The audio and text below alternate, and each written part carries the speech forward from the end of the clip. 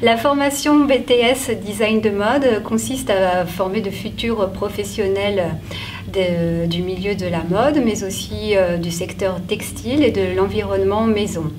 Cette formation vise à former non seulement de futurs professionnels, mais aussi à construire une personnalité.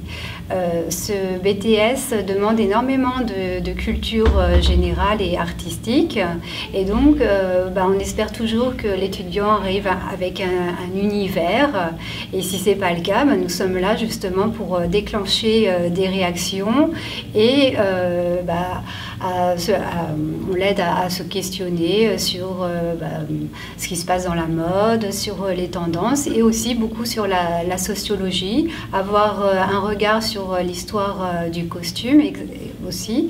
Et tout ça va l'aider à construire une créativité et à déclencher une démarche créative.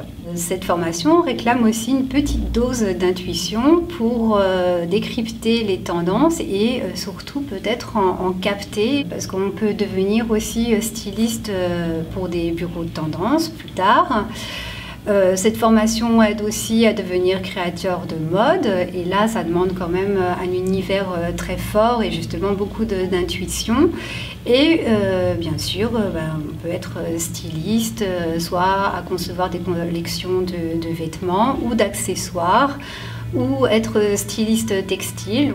Au niveau de la technicité, les étudiants apprennent à manier les matériaux, alors que ce soit des textiles ou des matériaux plus plastiques.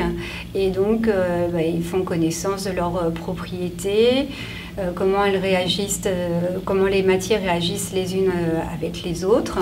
Aussi, on leur apporte des connaissances infographiques, comme pour devenir styliste infographique.